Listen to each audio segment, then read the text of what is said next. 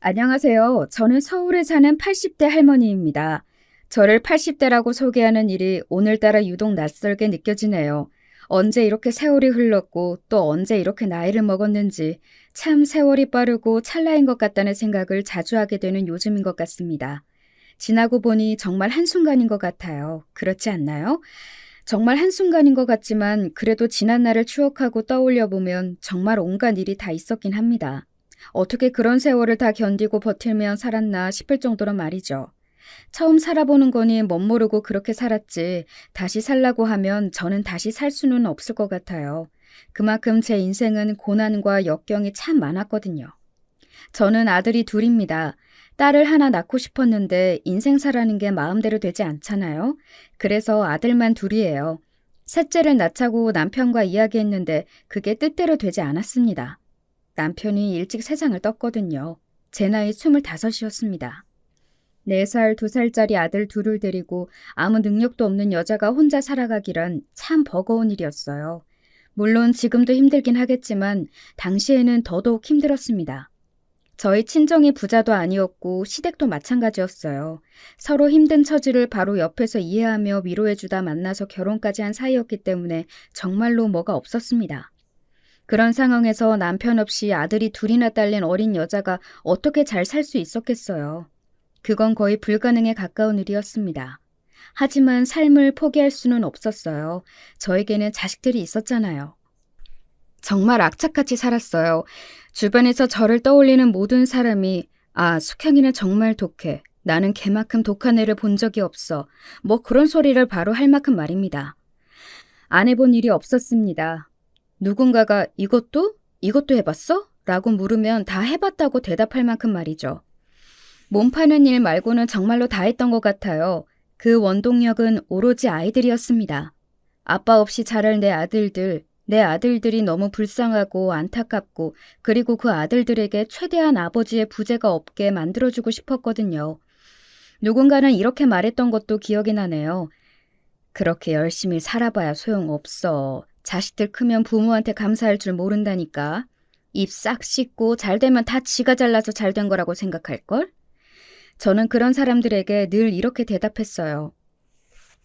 그래도 상관없으니까 그런 말을 할 만큼 잘 되기나 했으면 좋겠다. 하고 말이죠. 정말로 저는 그렇게 생각했어요. 나에 대한 감사함은 몰라도 된다. 그냥 아이들이 잘 자라기만 해줬으면 좋겠다고 말이죠. 저에게 저희 아들들은 인생의 전부였으니까요. 그보다 더 귀한 건 세상에 없었습니다. 제 그 바람이 하늘에도 통한 걸까요? 저는 재수가 없는 와중에 재수가 좋은 사람이었어요. 이게 뭔 말인고 하면 가난한 집안에서 태어난 것, 남편이 그렇게 일찍 세상을 떠나 여자 혼자 아들 둘을 키우게 된 것, 이건 정말 재수가 없는 일이잖아요. 제 팔자를 생각해야 할 만큼 말입니다. 하지만 그 와중에 저는 꽤 일머리가 좋아서 여기저기서 찾는 곳이 많았어요. 그리고 그 시절에 괜찮은 사장님들을 만나 월급이 많은 편이었고 떼인 적도 없고 말이죠. 보통 그 시절에 저 같은 젊은 여자들은 월급이 떼이는 일도 많았고 험한 일을 당하는 경우도 정말 많았거든요. 주변에 그렇지 않은 사람들이 없을 정도로 말입니다. 하지만 저는 그런 일이 없었거든요. 이제 왜 재수가 없는 와중에 재수가 좋다라는 말을 했는지 아시겠죠? 정말로 딱 그 말이 맞았습니다. 물론 그렇기는 해도 정말 힘든 세월이었어요. 밤낮 없이 일을 했었어야 했고 아이를 돌보는 것도 너무 힘에 부쳤으니까요. 정신력으로 이겨낼 수 있었지 아마 그렇지 않았다면 진작에 몇 번이고 쓰러져서 병원비가 더 많이 나왔을 겁니다. 그렇게 키운 아들들이 없어요. 저는 정말 부족함 없이 키웠다고 생각합니다. 물론 아버지가 없는 그 빈자리를 완벽하게 채워줄 수는 없었어요. 당연하죠. 아버지가 없는 건 없는 거니까요. 하지만 적어도 물질적으로는 부족함 없이 키웠다고 생각해요. 그렇다고 다 해준 건 아니었지만요. 그 시절에 여자 혼자 아들 둘을 키우면서 그것도 뭐 하나 가진 것 없는 여자가 아들들을 그렇게 키워내려면 정말 말도 안 되는 노력을 했었어야 합니다. 저는 그랬어요. 지금 와서 돌이켜 생각해봐도 다시 살라고 해도 저렇게 열심히 살 수는 없을 것 같다. 그런 생각이 들 정도로 정말이지 열심히 살았습니다. 그리고 아이들도 그런 저의 고생을 알아주는 것 같았어요. 언제나 이렇게 이야기했으니까 말입니다. 어머니 없었다면 저희는 정말 이렇게 잘하지 못했을 거예요. 어떻게 그렇게 하실 수 있는 건지 정말 엄두도 안 나요. 주변에서는 저는 당연히 그런 말을 들을 자격이 있다고, 아니, 듣고도 남음이 있다고 그렇게들 이야기해 주었던 것 같아요. 그도 그럴 게 저희 두 아들은 정말이지 남에게 자랑하고 싶을 만큼 잘 자랐습니다. 먼저 큰아들은 대한민국에서 가장 좋다는 대학을 나와서 지금은 대기업 연구직에서 일을 하고 있습니다. 굉장히 인정받고 높은 연봉을 받으면서 말이죠. 그리고 큰 며느리도 같은 직장 동료였어요. 같은 회사에서 만나서 연애했고 지금 자식도 아들 둘을 낳고 아주 잘 살고 있습니다. 그리고 작은 아들은 회계사예요. 마찬가지로 좋은 대학을 나와서 원래는 회사에 들어갔다가 지금은 개인 사업장을 내고 일을 하고 있습니다. 다행히 자리를 잘 잡아서 돈을 꽤 많이 번다고 들었어요. 작은 며느리는 학교 선생님이고요. 여기는 선으로 만나서 결혼했습니다. 작은 아들이 연애는 관심도 없는 것 같고 그냥 일만 하길래 주위에 좋은 아가씨 있냐고 물어서 제가 선을 보게 했어요. 다행스럽게도 두 사람은 첫 만남에 서로가 마음에 들었나 보더라고요. 선을 보고 결혼까지 6개월이 채 걸리지 않았습니다.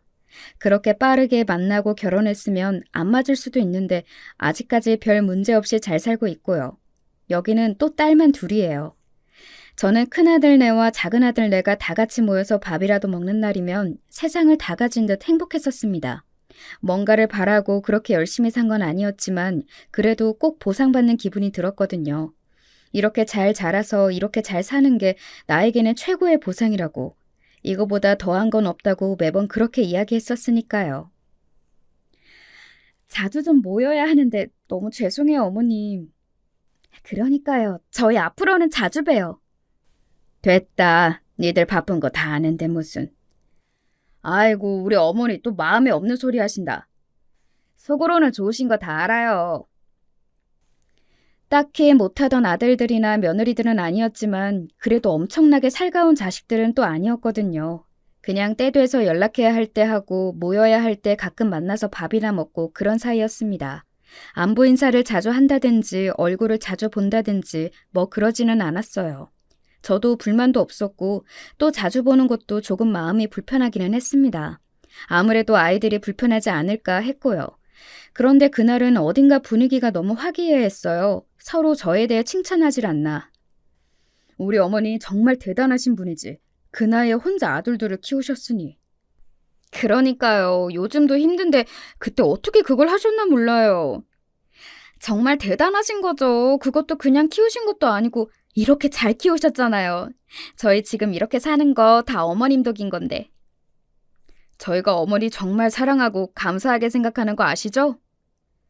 저는 민망해서 그냥 웃었던 것 같아요. 아이고, 됐다. 무슨 그런 이야기를 해. 다들 자식을 위해서라면 그렇게 사는 거지. 민망하기도 했고 쑥스럽기도 했지만 그런 이야기를 듣는 게 기분이 나쁘지는 않았어요. 뭐 사실은 당연히 좋았죠. 세상 어떤 부모가 자식이 그렇게 칭찬하고 치켜 세워주는데 싫겠어요. 민망하지만 좋았습니다. 이 맛에 자식들 낳고 키우는구나 싶기도 했고 말이죠. 그런데 그 식사 자리에서 한참을 저를 치켜 세우던 며느리들이 이런 이야기를 하더군요. 어머니, 저희랑 제주도 여행 한번 가시죠.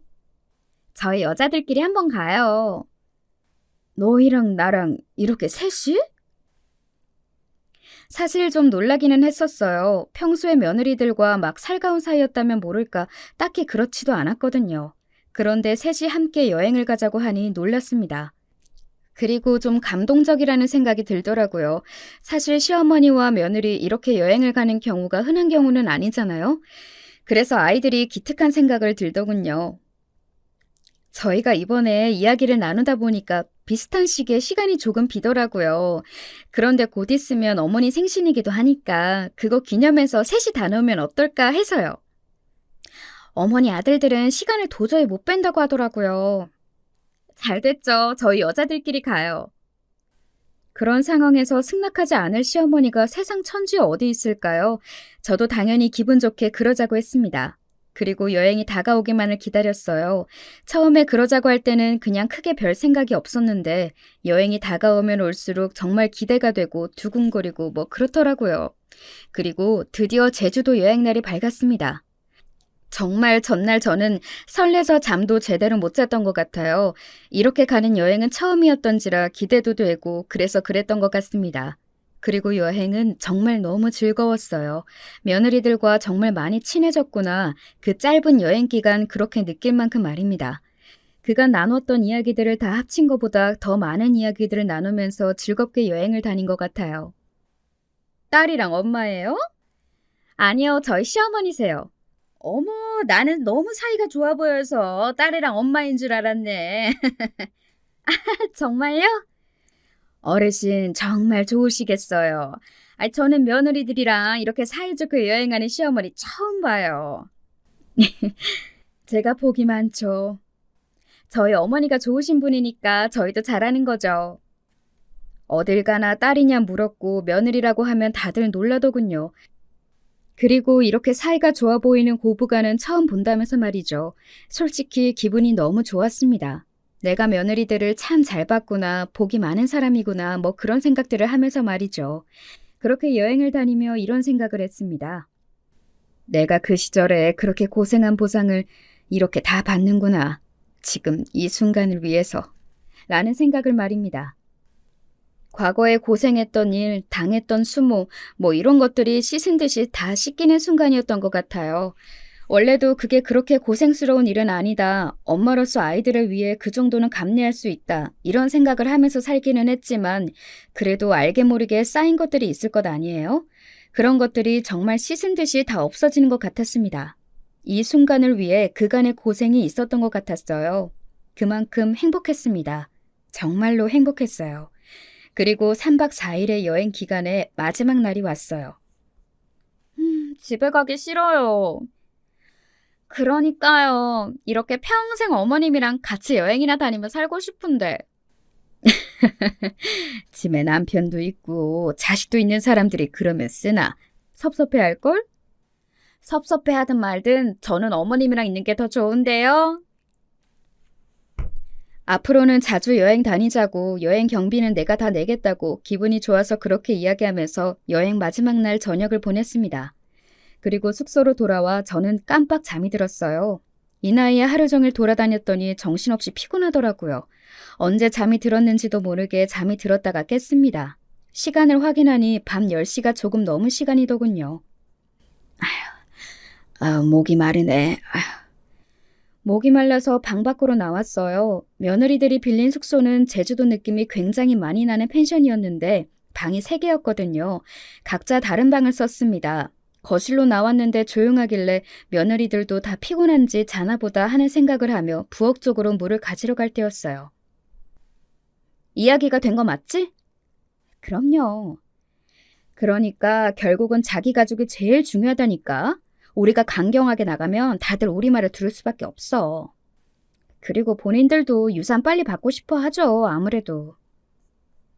원래 그렇게 귀가 밝은 사람이 아닌데 그날따라 굉장히 선명하게 그 모든 이야기가 귀에 꽂히듯 들어오더군요. 저는 어딘가 쎄한 감정이 들었습니다. 그런 기분 있잖아요. 뭔가 들어서는 안 될 것 같은 이야기지만 그래도 반드시 들어야 할 것 같은 그런 이야기를 하고 있는 중 같았어요. 큰며느리가 묵고 있던 방에 문이 조금 열려 있어서 그 사이로 빛이 나오고 있더군요. 저는 다가가 방문 뒤에 섰습니다. 그리고 귀를 가까이 가져다 댔어요. 그 이후로 들려온 모든 대화 내용들이 너무나도 충격적이라 아직도 기억이 생생히 나네요. 그런데 자식들이 다 동의하면 다시 못 나오시는 거 맞죠? 내가 다 알아봤다니까? 아니, 어머니 저렇게 평소에는 별말 없이 조용히 있어도 살아오신 거 보면 엄청 독하고 내공 있으신 분일 건데 혹시나 나중에 문제될 일 있지 않을까 해서요. 없어. 걱정하지 마. 거긴 한 번 들어가면 못 나와. 그때까지만 해도 설말설마했던 것 같아요. 하지만 곧이어 들려오는 말은 저를 그 자리에서 주저앉게 만들었습니다. 저 노인네 이번 여행만 끝나면 요양원으로 치워버릴 생각하니까 속이 다 시원하네요. 너무 좋아요. 이 말을 들었거든요. 순간 멍하고 내가 무슨 말을 들은 건가 싶고 지금 이 상황이 현실인지 아닌지 구분이 되지 않고 뭐 그런 기분이 들더라고요. 왜 그런 거 있잖아요. 너무 충격적인 일을 보거나 듣거나 겪으면 현실 감각이 없어지는 기분 말입니다.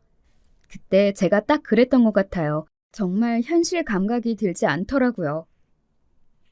요양원에 보내고 조금 있다가 금치산자 판정받게 하면 돼. 그러면 재산도 다 저희 거가 되는 거죠? 내가 알아봤더니 저 노인의 꽁쳐둔 재산이 한두 푼이 아니더라. 정말요? 얼만데요?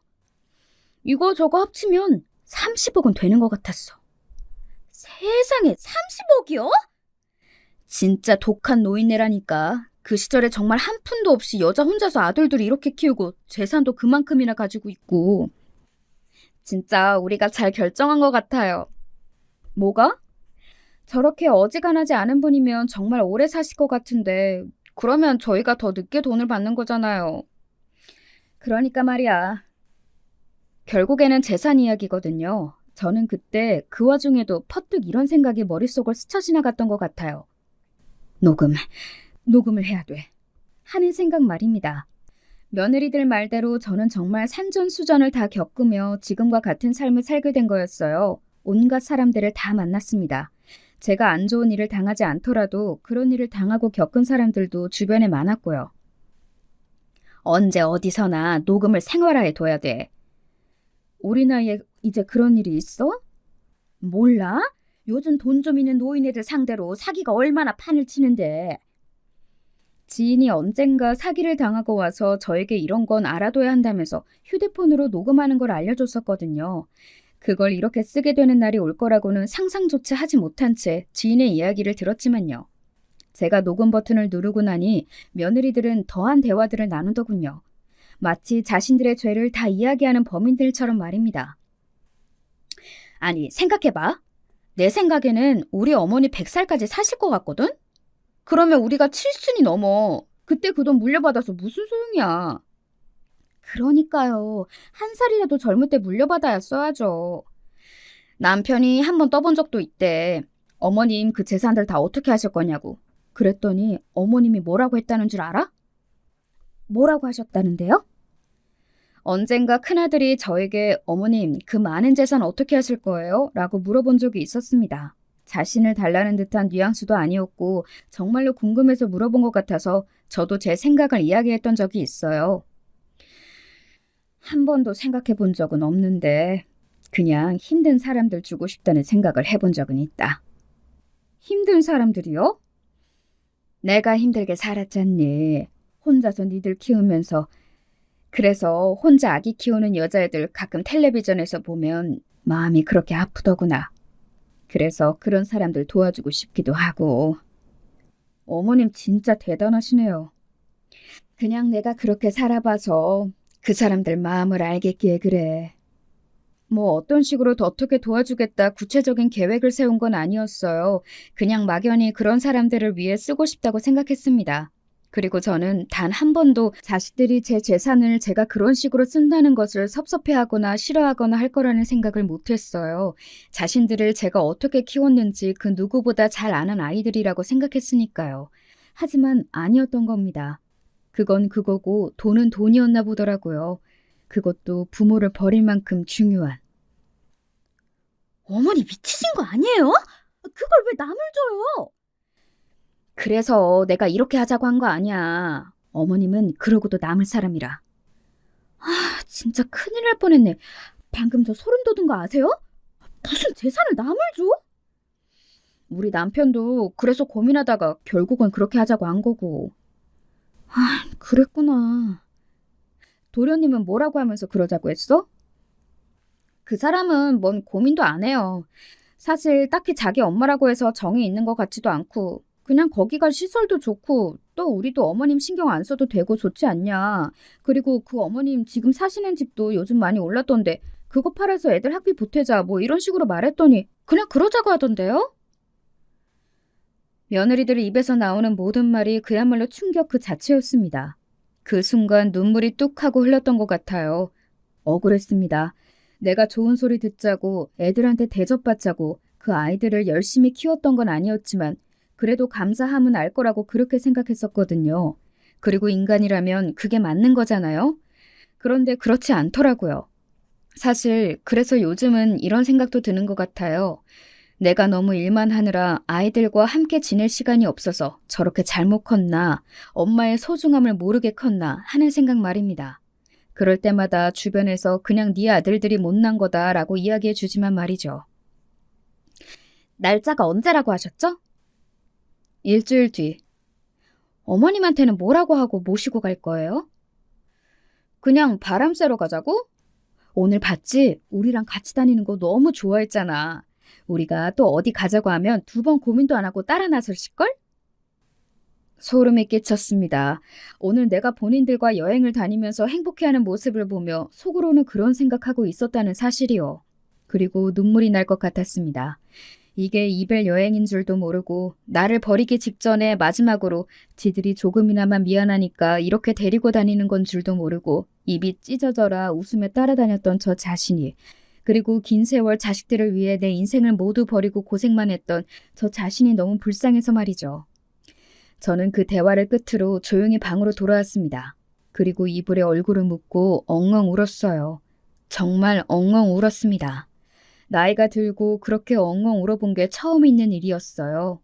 이제는 눈물도 감정도 메말라가는 나이라고 생각했는데 아니더라고요. 정말 그런 일을 겪으니 눈물이 펑펑 나오더군요. 별별 생각이 다 들었습니다. 내가 왜 그 고생을 했는지, 지나간 세월이 허망했고 또 오래전에 세상을 떠나 이제는 얼굴도 잘 기억나지 않는 남편이 너무 보고 싶었습니다. 그리고 우리 엄마가 너무 보고 싶었어요. 세상에 나를 사랑해주는 사람은 아무도 없는 것 같았습니다. 이미 세상을 뜬 우리 부모님이나 남편 말고는 말이죠. 그냥 이대로 죽고 싶다는 생각도 했던 것 같아요. 너무 오래 살아서 그래. 진작 죽었으면 이런 일은 보지도 듣지도 겪지도 않았을걸. 그런 생각 말입니다. 하지만 조금 시간이 지나니 억울한 감정과 분노가 치솟아 오르기 시작했어요. 이대로 자식들이 보내는 대로 요양원에 들어가서 몇 년 뒤 금치산자가 되어 전 재산 모두를 빼앗길 수 없다는 생각이 들었습니다. 무엇보다 그런 연놈들에게 제 평생의 노력이 담긴 돈을 물려주고 싶지 않았어요. 그렇게 다짐하며 어느새 잠이 들었던 것 같습니다. 눈을 떴더니 이른 아침이더라고요. 밖에서 분주하게 움직이는 며느리들의 소리가 들렸습니다. 저는 방문 앞에 서서 심호흡을 한번 크게 했어요.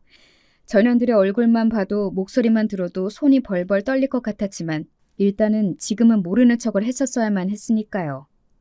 그래서 마음을 다잡고 문을 열었습니다. 어머, 어머님 일어나셨어요? 어머니 엄청 피곤하셨나 보다. 평소보다 되게 오래 주무신 것 같아요. 그러게, 여행이 아주 고단하셨나 봐요. 어휴, 어머니 얼굴도 엄청 부으셨어요. 니들이 어제 나눈 이야기를 듣고 너무 충격을 받아서 한참 울다가 잠들어서 그렇다 라는 말이 목 끝까지 차올랐습니다. 하지만 안간힘을 다해 그 말을 삼켰어요. 그래, 내가 너무 피곤하구나. 이 나이에 이렇게 돌아다니려니. 집에 가시자마자 푹 쉬세요. 그래야겠다. 그리고는 컨디션이 좋지 않다는 핑계로 입을 다물었습니다. 별 의심을 하지는 않는 것 같더라고요. 그냥 속으로 저 노인네가 오늘 컨디션이 좋지 않나 보다 뭐 그런 생각을 했겠죠. 그렇게 세상에서 가장 행복했다가 한순간에 가장 불행해진 여행이 끝이 났어요. 아침에 일어나서 집으로 돌아와서 그리고 짐을 풀면서 문득문득 이 상황이 정말 현실인지 꿈이 아닌지 뭐 그런 생각을 했던 것 같습니다. 그럴 때마다 휴대폰에 녹음된 며느리들의 음성을 들으며 절망했고 말이죠. 하루 정도는 그냥 그런 상황을 반복했던 것 같아요. 멍하게 앉아있다가 울다가 그리고 이게 정말 현실인가 싶어 음성을 확인하고 절망하는 그 행동을 말입니다. 그리고 그 다음 날 그 음성을 들고 친한 변호사를 만나러 갔습니다. 원래 알고 지내던 노신사분이셨는데 지금은 은퇴하신 전 변호사분이었어요. 이건 범죄인데 이 자식들이. 제가 어떻게 하면 좋을까요? 일단은 요양원에 들어가면 안 되고 유언장을 따로 쓰시는 것부터 해야죠. 한 푼도 자식들에게 안 가게 제가 도와드릴게요. 그리고 원하면 손해배상 청구 소송 같은 것도 할 수 있다고 하더군요. 그동안 제가 자식들에게 줬던 것들을 증명할 수 있는 자료들을 다 가지고 오면 그걸 기반으로 소송을 할 수 있다고 말이죠. 요즘 폐륜을 저지르는 자식들이 너무 많아져서 이런 소송이 많다고는 하더군요. 그 이야기를 듣는데 정말 슬펐던 것 같습니다. 세상이 어떻게 되려고 이러는 건지 정말 답답하고 갑갑한 마음이 들더라고요. 그리고 변호사분 소개로 사람을 고용했습니다. 그날 저를 혹시나 강제로 끌고 가게 되면 막아줄 사람들을 말이죠. 그렇게 하나하나 준비해 나갔던 것 같아요. 그날을 위해서 말입니다. 그리고 며느리들이 이야기했던 저를 요양원에 보내기로 한 날 전날이었습니다. 큰 며느리에게서 전화가 왔어요. 어머니, 내일 시간 괜찮으세요? 혹시나 후회하고 이번 여행으로 저 어르신에게 그런 짓을 하면 안 되겠구나 하는 생각을 하고 마음을 고쳐먹었을 거라 기대를 아주 조금은 했던 것 같아요. 하지만 그 기대마저 산산이 부서졌습니다. 그 아이들은 모든 걸 계획대로 실행할 생각이었어요. 왜 그러니? 내일 저랑 동서가 시간이 돼서 이야기하다가 그때 여행이 너무 좋았다고 어머님이랑 또 가까운 곳에 어디 드라이브라도 갔으면 좋겠다고요. 그래. 마침 저희 둘 다 내일 시간이 돼서 어머니만 괜찮으시면 교회로 드라이브라도 갈까 싶어서요. 맛있는 것도 먹고요. 나야 좋지. 그러면 저희가 내일 오전 9시까지 모시러 갈게요. 준비하고 계세요. 그렇게 전화를 끊었습니다. 그런 기분 아시나요? 복수를 준비했고 그날이 다가왔는데 시원하기는커녕 도살장에 끌려가는 돼지가 된 것 같은 그런 기분 말입니다.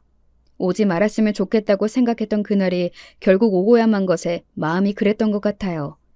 그리고 그날이 밝았습니다. 저는 옷을 곱게 차려입었어요. 어디 전쟁터에 나가는 기분으로 말입니다. 그리고 가만히 앉아서 며느리들이 오기만을 기다렸어요. 정말 1분도 늦지 않고 제 시간에 맞춰서 왔더군요. 이날을 기다리며 저를 요양원에 가둘 생각을 하며 기다렸을 그년들의 모습을 생각만 해도 정말 소름이 돋았습니다. 어머, 우리 어머님 오늘 엄청 고우시다. 저희랑 놀러 가신다고 이렇게 예쁘게 입으신 거예요? 그런 말들이 하나도 진심이 아니라는 걸 뒤에 무슨 일이 일어날지 뻔히 아는 저로서는 역겹기만 했습니다. 저는 아무런 대답도 하지 않고 그저 웃기만 했었던 것 같아요. 무슨 말을 해야 할지도 사실 모르겠기도 했고 말이죠. 한참을 차를 타고 가다가 제가 물었습니다. 어딜 가는 거냐? 여기 주변에 풍경 좋은 곳이 있다고 해서요. 저희만 믿으세요, 어머니. 제주도 때도 저희가 좋은 곳만 모시고 갔잖아요. 그래, 그랬지. 어머님 마음에 드실 거예요. 그 말을 들으며 저는 조용히 창밖을 바라봤습니다. 집 앞에서부터 이 차를 따라오고 있는 제가 고용한 사람들이 바로 뒷차라는 것을 슬쩍 확인하면서 말이죠. 그렇게 며느리들이 미리 다 이야기해놨을 그 요양원 앞에 도착했습니다. 언뜻 보니 요양원이 아닌 것 같은 분위기더군요. 경치 좋은 곳에 지어진 큰 집 같은 모양을 하고 있었습니다. 자세히 보니 요양원이라는 간판이 작게 달려 있었지만 말이죠. 여기가 어디냐? 제가 정색을 하고 그렇게 물었습니다. 며느리들은 자기들끼리 시선을 한번 주고받더니 헛기침하고서는 이야기하더군요. 어머님, 오늘부터 여기서 지내시면 돼요. 짐은 저희가 필요해 보이는 것만 잘 챙겨서 보내드릴게요.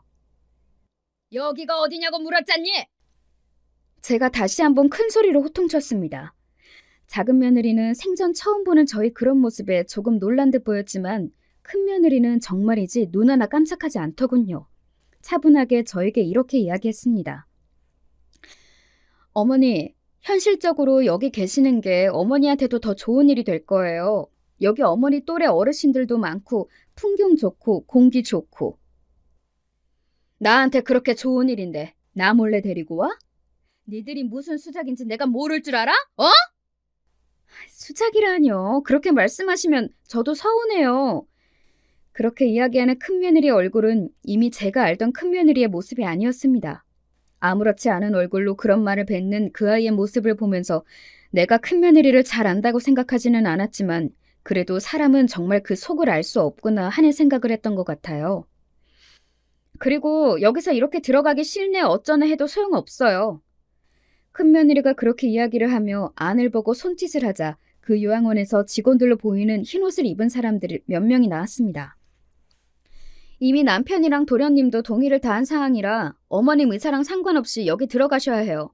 그리고 저희 동의 없이는 퇴원하실 수 없고요. 이런 배은망덕한... 어머님이 아무리 그러셔도 소용없으니까 괜한 곳에 힘 빼지 마시고 그냥 여기서 남은 생 편하게 보내세요. 사람들이 너희들을 뭐라고 손가락질할지 무섭지도 않니? 이런 패륜을 저지르고도? 제 그 말에 큰며느리가 픽 하고 한번 웃더군요. 그 웃는 모습이 정말 소름이 끼쳤던 것 같아요. 지금 생각해도 닭살이 돋네요. 사람들이 어떻게 알고 손가락질을 해요? 어머님이 여기 계신 것도 모를 텐데. 그렇게 비웃는 큰며느리를 보고 정말 마음 한편에 있던, 그래도 미안하다고 하면 받아줘야지 하던 그 마음마저 날아갔습니다. 이제는 그 어떤 사죄를 해오더라도 용서할 마음이 없어졌어요. 그런 태도를 보고 말입니다. 모시고 가세요. 그리고 그때였습니다. 잠시만요. 그 요양원 직원들보다 덩치가 서너 배는 더 클 것 같은 남자 3명이 제 쪽으로 다가오면서 그렇게 이야기했어요. 제가 고용한 심부름센터 직원들이었습니다. 무슨 일이시죠? 큰며느리는 전혀 예상하지 못했던 상황인 듯 너무 놀라서 눈을 동그랗게 뜨고서는 말을 더듬더군요. 놀란 건 작은 며느리와 그 요양원 직원들도 마찬가지인 듯 보였습니다. 그냥 대충 봐도 그 요양원 직원들은 제가 고용한 심부름센터 직원들에게는 안 되는 덩치였어요. 이분 못 모시고 들어가십니다. 당신들 누군데 이러냐고! 저희는 이 어르신을 고용한 사람들입니다. 오늘 자신이 납치될 것 같으니 그러지 않게 해달라고요. 납치라뇨? 큰며느리가 당황해서 그렇게 소리쳤습니다. 저는 그런 큰며느리를 향해 더 크게 소리 질렀어요. 납치가 맞지 않니? 내 동의 없이 이런 것에 나를 가두려 한 거면 그게 납치고 감금이지 다른 게 납치고 감금이냐? 어? 저희는 어머님을 더 좋은 곳에 모시려고 했을 뿐이라니까요. 내가 원하지 않는데 그게 무슨 말도 안 되는 소리냐? 어머니가 나이도 많으시고 하니까 지금 정신을 온전치 못하셔서 오해가 생겨 일이 꼬인 것 같은데 저희는 어머니를 납치하려던 게 아니라니까요. 정신이 온전치 못하다 이제는 그런 말까지 하더군요. 정말로 할 말도 없고 어이도 없고 어떤 의지마저 사라지는 말이었던 것 같아요. 그렇게 입을 떡 벌리고 서 있는데 뒤에서 한 사람이 더 나타났습니다. 바로 변호사님이었어요. 정신이 온전치 못하다니. 어머님은 엊그제 저와 병원에서 검사 다 받고 모든 게 다 건강하고 정상이라는 진단서까지 받았습니다. 변호사는 그렇게 이야기하며 며느리들 눈앞에 엊그제 제가 받은 진단서를 들이밀었습니다. 네, 그랬어요. 저는 엊그제 이런 일이 생길 걸 예감한 변호사님과 함께 병원에 가 간단한 검진은 다 받아둔 상태였습니다. 특히 정신건강 쪽으로 몰고 갈 거라는 변호사님의 조언에 따라 그쪽 검사는 다 받아둔 상태였고요. 이걸 다 언제? 그리고 어떻게?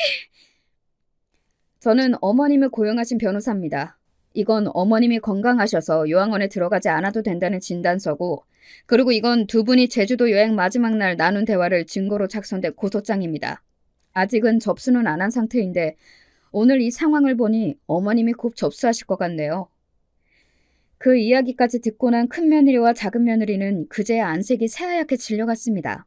자신들의 계획이 물거품으로 끝난 것은 물론 자신들이 했던 짓이 세상에 다 알려지게 될 것과 고소까지 당할 거라는 사실을 한 번에 다 들은 거니까 말이죠. 그리고 어머님이 유언장을 쓰셨거든요. 당연히 자식들에게 한 푼도 물려주지 않는다는 내용인데 오늘 두 분의 이런 행위가 어머님의 유언장에 잘 실현되는 데 더더욱 도움을 주겠네요. 그 이야기까지 들은 작은 며느리는 행동이 참 빨랐습니다. 어머님 정말 죄송해요. 저는 안 하려고 했는데 정말로 저는 처음부터 이럴 생각은 없었거든요. 그런데 형님이 하자고 한 거예요. 저나 애비도 다 형님이 설득한 거고요. 저는 정말 이런 생각 꿈에도 한 적이 없습니다. 그런 작은 며느리를 큰 며느리가 노려보더군요. 뭐 큰 며느리가 먼저 계획한 일이 맞기는 하니 본인이 뭐라 할 말은 없었을 겁니다. 증거 있으세요? 뭐? 무슨 증거? 저희가 그랬다는 증거 있으시냐고요. 무슨 소송을 하겠대? 무슨 증거로? 몰릴 대로 몰려서 막 나가기로 한 건지 아니면 냉정하게 그 와중에도 증거가 없으니 정말 소송까지는 못할 거라는 생각에 그런 이야기를 한 건지는 몰라도 뭐 양쪽 다 대단하다고 생각은 했던 것 같아요. 그런 상황에서도 저에게 소리를 지를 수 있다는 게 말입니다. 녹음된 음성이 있다. 그리고 제 그 말에 큰며느리가 그 자리에서 굳었습니다. 네? 뭐가 있다고요?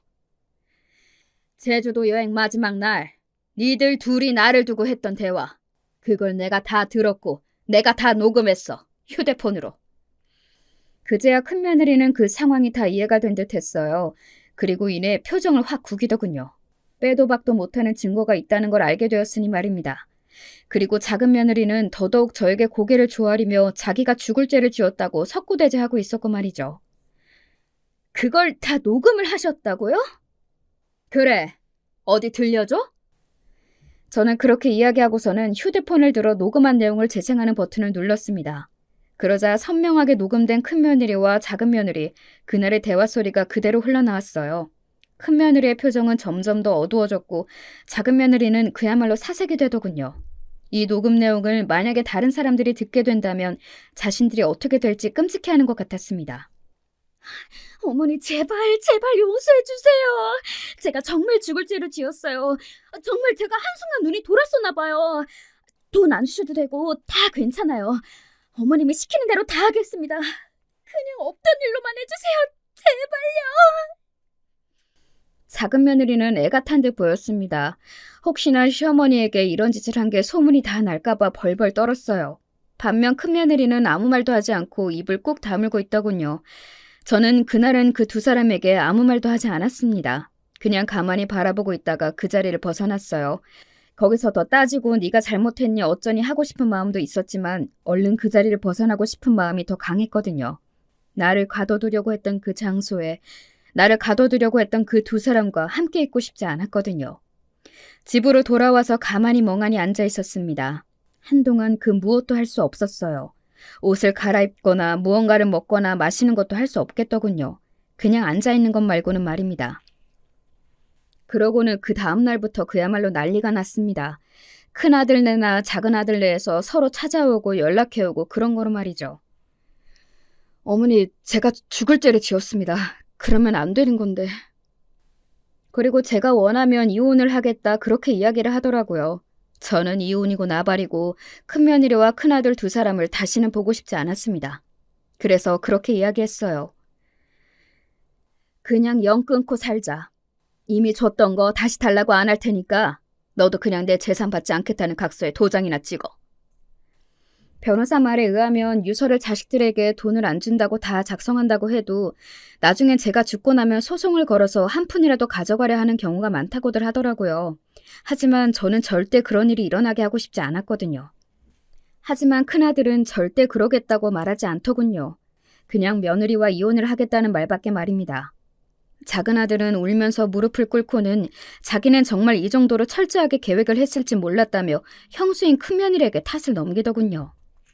사실 둘 다 굉장히 잘못하기는 했지만 저로서는 큰아들은 다시는 보고 싶지 않은 마음이 들었고 작은아들의 경우에는 저 못난 놈이라는 생각이 들더군요. 뭐 엄마인 저를 버리기로 선택한 놈들이라는 건 변함이 없지만 말입니다. 큰며느리는 그 이후로도 한동안 저에게 사과하러 오지 않았습니다. 자신의 죄를 인정하고 싶지 않아서인지 아니면 자존심 때문인지 그도 아니면 실패한 게 분해서 그런 건지는 몰라도 말입니다. 큰아이는 며느리와 이혼한다는 이야기를 들었습니다. 그리고 얼마 지나지 않아 큰며느리가 저를 찾아왔어요. 제가 잘못했습니다. 왜? 이혼하겠다고 하니 이제야 아차 싶어? 제가 해서는 안 되는 짓을 했다는 걸 지금 매일 깨닫고 있습니다. 정말 죄송해요. 듣자 하니 아들들, 그러니까 제 손주들이 그 모든 이야기를 다 알게 되었다고 하더군요. 그러고는 엄마한테 와서 우리 엄마가 그런 사람이라는 걸 믿을 수 없다고 내가 나중에 엄마를 그렇게 버려도 되냐고 물었다고 하더군요. 그 이야기를 듣는데 큰며느리는 아차 싶었다고 하더군요. 제 아들들이 저한테 그런 짓을 한다고 하니 제가 어머니께 얼마나 끔찍한 일을 저질렀는지 바로 와닿았어요. 저는 그런 일을 하려고 하면서 그리고 자기도 아들 둘이 있으면서 어떻게 그런 생각을 한 번도 안 했는지 하는 생각이 들더라고요. 자신도 미래에 자신의 아들들에게 그런 짓을 당할 수 있다는 사실 말입니다. 하지만 저는 제 자식들을 용서할 생각이 없습니다. 지금도 큰아들은 이혼을 진행 중에 있어요. 그렇게 이혼을 하고 나면 그래도 자신은 제 자식인데 엄마 된 마음으로 품어줄 거로 생각하는 거겠죠. 저는 그럴 생각이 없는데 말입니다. 어떻게 보면 아들이 더 괘씸한 거 아닌가요? 며느리는 남의 자식이라도 아들은 제 자식이 아니냐고요. 어떻게 자신을 그렇게 키워준 엄마인 저에게 그런 일을 하는 걸 허락할 수 있느냐는 말입니다. 작은 아들은 이혼은 한다, 하지 않는다 이런 말은 없지만 그래도 매일 싸우기는 하는 것 같았습니다. 서로의 탓을 하면서 말이죠.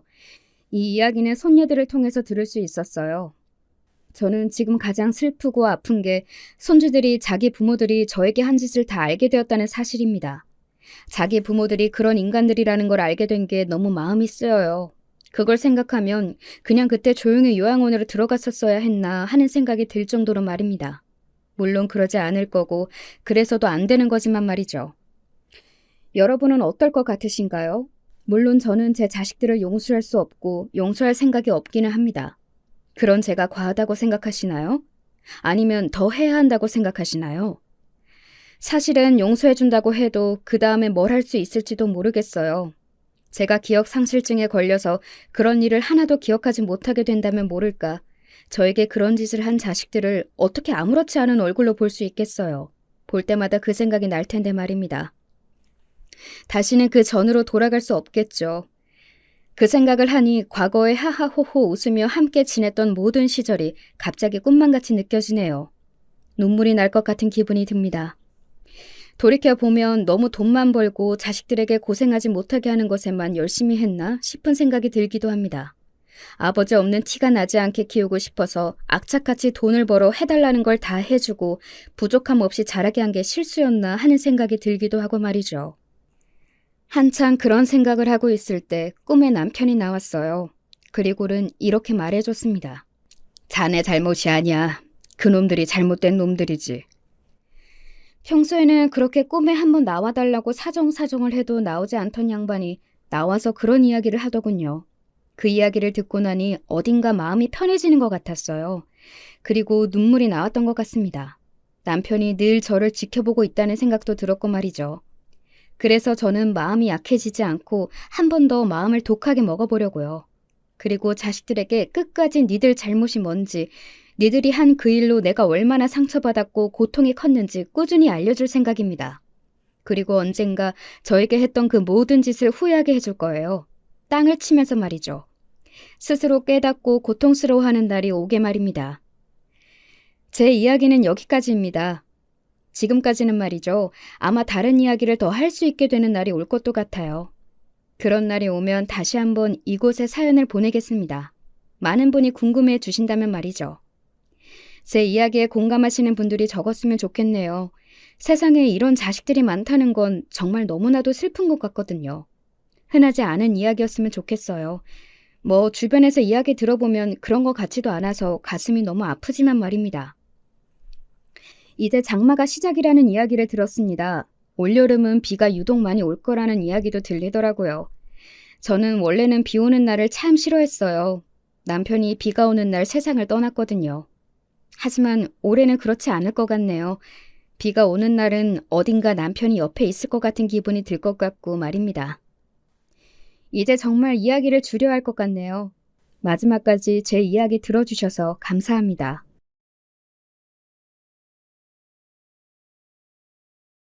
안녕하세요. 저는 사람 문제로 스트레스를 받으면 일이 손에 잘 안 잡히는 40대 여성입니다. 사회에서도 서열 이런 거 너무 싫어했는데 결혼해서도 엮이니 정말 너무 골치 아프네요. 이건 저와 시댁 동서역인데요. 심지어 저보다 한 살 많고 결혼도 일찍 한 사람이라서 텃세가 엄청 심했어요. 저기 어머니, 우리 호칭 정리 그래도 해주셔야죠. 음, 형님이라고 불러야 되는 거 맞죠? 제가 결혼은 4년 더 일찍 해서 이 집에 들어왔고, 나이도 제가 한 살 더 많잖아요. 그래도 꼬박꼬박 형님이라고 부르도록 할게요. 반가워요, 형님. 이 말에 어머니는 그제서야 후다닥 정리를 해주신다고 나서셨어요. 아이고, 내 정신 좀 봐. 그래, 이제 네가 우리 집 큰며느리니까 얘랑도 호칭을 바로 해야지. 형님 동서로 우애 좋게 잘 지내고 아무튼 니들끼리도 깍듯이 예의 있게 잘 지내라. 우리 우석이랑 민석이야 워낙 우애 있는 형제니까 말이야. 저희 어머니는 그 우애 있는 이란 표현을 무척 좋아하시는 것 같았어요. 당신 아들들끼리 워낙 잘 지내니 며느리들끼리도 잘 지내길 바라시더군요. 사실 저라고 뭐 그런 마음이 안 들었을까요? 근데 한눈에 봐도 약간 까탈스러워 보인 동서는 처음 본 날 저를 머리부터 발끝까지 훑어보더라고요. 이건 절대 기분 탓이 아니고요. 실제로 제가 느끼고 이렇게 물어볼 정도였어요. 아, 저기, 저 뭐 묻었나요? 아까 들어오면서 안 그래도 날파리가 묻어서 털어내긴 했는데 계속 보시는 것 같길래요. 그러자 아차 싶었는지 동서는 입에 손을 갖다 대면서 막 웃더라고요. 어머, 내 정신 좀 봐. 아니, 아니. 아참, 그리고 뭐 존대를 해요? 어머니 형님이신데. 그렇게 존대하지 마시고 편하게 동서라고 부르세요. 저 아무 생각 없이 사람을 물끄러미 보는 버릇이 있어요. 아무 뜻도 아니에요. 이때 느꼈던 저의 쎄한 감정은 날이 갈수록 결코 저만의 착각이 아니었던 것으로 결론이 났어요. 왜냐면 얼마 안 가서 저희 신혼집을 오픈했을 때도 똑같이 굴더라고요. 와, 경기도에서 이 정도 평수 아파트면 요즘 얼마나 해요? 내 친구도 신혼집 이쪽에서 시작한다 그랬는데 아직 가보질 못했거든요, 형님. 그러자 남편이 옆에서 대신 설명을 하더라고요.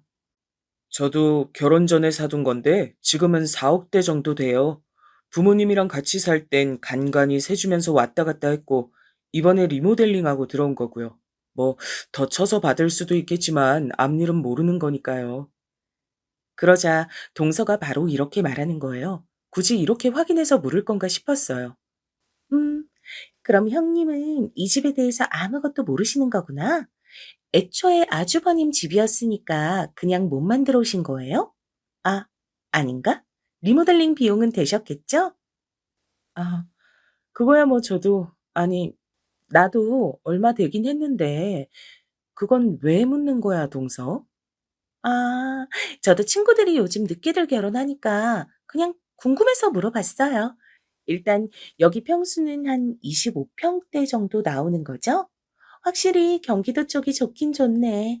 서울은 이평수로 4억은 얄짤 없는데. 말도 안 되잖아요. 그쵸? 아주버님 진짜 땡 잡으셨다. 그걸 갖고 우리 어머니는 본인 아들 칭찬하기 또 여념이 없으시더라고요. 그러게. 우리 우석이가 그렇게 야무져서 일찍이 집 준비를 해 놓은 거 아니냐. 조금씩 사서 옮겨 다니면서 융자 받고 해서 이렇게 만든 거야. 그리고 이쪽도 집값 오르지 않겠냐? 그거 생각하면 진짜 얘가 재테크는 잘한 거지. 하지만 동서는 바른 말을 못하면 쓰러지는 병에 걸린 사람처럼 곧장 어머니 말에 반박을 하더라고요. 에? 어머니, 경기도 쪽에 4억대 아파트 갖고 있는 게 재테크 잘했다고 보긴 좀 그렇죠. 아, 물론 아주버님이 처음 자산 얼마로 시작하셨느냐에 따라 다르지만요. 암튼 형님의 비용이 들어간 자산은 아닌 거네요. 순전히 아주버님 능력으로만 집이 있는 거고요. 그쵸? 저는 이날 기껏 식구들 초대한답시고 일찍이 장 보고 뛰어다니며 음식들 만나게 하느라 바빴는데 이런 얘기만 식탁에서 돌고 있으니 좀 그랬어요. 나중에 서방님도 좀 민망했는지 화제를 돌리시더군요. 당신 이거 갈비나 좀 먹어봐. 형이 그러는데 형수님이 그렇게 음식을 잘하신대. 나도 아까 먹어보고 깜짝 놀랐어. 그러면서 동서에게 고기를 먹여주었고 어찌어찌 얘긴 그냥 넘어가게 됐어요. 나중에 동서네랑 시부모님이 다 가시고 난 뒤 저는 남편에게 조심스레 물어봤어요. 동서는 단순 오지랖이 넓은 사람인 건지 하여간 어떤 타입의 인간인 건지 궁금했거든요. 동서 성격을 아직 난 모르겠네. 그리고 남의 집 집들이 와서 이렇게 다 따져 물을 줄도 몰랐고 아까 동서가 다음에 자기 집도 오라 그러더라고. 동서네는 서울이라 그랬지? 어느 동네야? 나도 이제 좀 궁금해지네. 그러자 남편은 좀 황당하단 표정을 짓더니 고개를 절레절레 저으며 말하더라고요. 뭐, 재수 씨네 집이 좀 사는 집이긴 해. 민석이 장가 갈 때 전혀 준비도 안 돼 있었는데 저 집에서 엄청 밀어붙이긴 했어. 신혼집도 거의 70%를 댔대나. 본인 딸이 더 나이가 많으니까 그 정도는 부담이 안 된다고 할 정도의 집이었지. 내가 알기론 그 동네 평수면 20억대 정도일걸. 나도 예전에 한 번인가 가봤어. 그래서 저도 역시 자기 집이 부유한 편이니 저리 자신있게 굴었구나 싶더라고요. 근데 뭐랄까? 전 조금 당돌하다는 인상을 받아서 그런지 여전히 불편했어요. 그리고 얼마 안 가서 동선인 자기네 집에 초대해서 다 같이 갔는데요. 와, 실제로 넓은 평수에 이름난 동네이기도 했고 아파트 주변 환경이 무척 좋긴 하더라고요. 전 신혼집에 욕심이 없었지만 일순간 이런 것도 괜찮겠다 싶었어요. 와, 동서 집이 너무 이쁘다. 단지 안에 있는 공원이며 여기 근처 초등학교들도 꽤 괜찮은 곳 같던데? 내 친구가 초등학교 교사라서 전에 몇 번이나 들었거든. 좋은 동네 산다, 동서. 그러자 동서는 싱긋 웃으며 말하더라고요. 이게 뭐라고 전 왠지 긴장이 됐어요. 그쵸. 저도 그렇게 생각해요. 저희 친정이 재테크 쪽은 좀 잘하는 집이고 할아버지도 여유가 있으시거든요. 그래서 손녀인 저한테까지 이렇게 혜택이 간간히 넘어온 것 같아요. 나중에 저 아기 가질 것도 생각해서 이 동네로 온 거예요. 그러면서 동서는 그 집에서 한참을 자기가 유학 가서 받아온 상이며 어릴 때도 서울의 명문 초등학교를 다녔던 사진들이나 뭐 이것저것 그렇게 침이 마르도록 자랑을 하는 거예요. 지금은 저도 좀 쉬고 있지만 프랑스 유학 다녀온 직후엔 진짜 바빴어요. 여기저기 불려다니고 정말 바빴는데 그 와중에 이 사람 만나서 코가 깬 거죠 뭐. 내가 민석 씨 안 만났으면 진짜 위대한 일들 여럿 했을 텐데 말이야. 동서가 말을 이렇게 거드름 피우듯이 하지만 제가 알기론 좀 다른 사정이 있었어요. 어머니도 내심 그 부분은 얄미우셨는지 돌아오는 차 안에서 저에게 흉을 보셨거든요. 작은 애 저거 이쁘려다가도 꼭 말을 저렇게 해서 기분을 나쁘게 만들어. 지가 그렇게 죽자사자 우리 민석이 따라다니고 결혼 안 하면 죽겠다더니 꼭 밖에만 나가면 민석이 탓을 하더라. 막말로 지들이 뭐 사고라도 쳤어 뭐랬어. 억지로 결혼할 이유가 하나도 없는데 말이야. 아휴, 꼭 저렇게 엇나가서 기분을 잡치게 한다니까. 어머니는 내내 입이 대빨 나오셔서는 궁시렁거리셨고 저도 그냥 그러려니 하고 말았어요. 그런데 동서는 안 그런 척하면서 은근히 뒤에서 꽤나 훈수지를 두는 편이었어요. 이때 전 어머니께도 서운했던 게 저한테 그렇게 동서 욕을 하시더니 갑자기 안면을 싹 바꾸시는 거예요.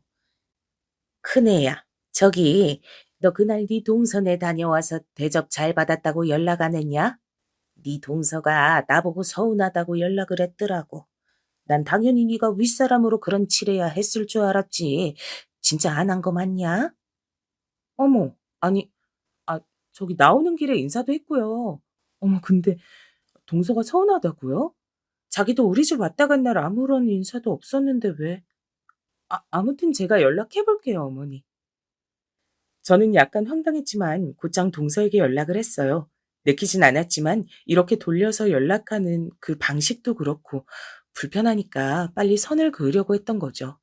동서, 그날 고마웠어. 내가 너무 바삐 오느라고 연락이 늦었네. 예쁜 집에서 대접 잘 받고 왔어. 정말 고마워.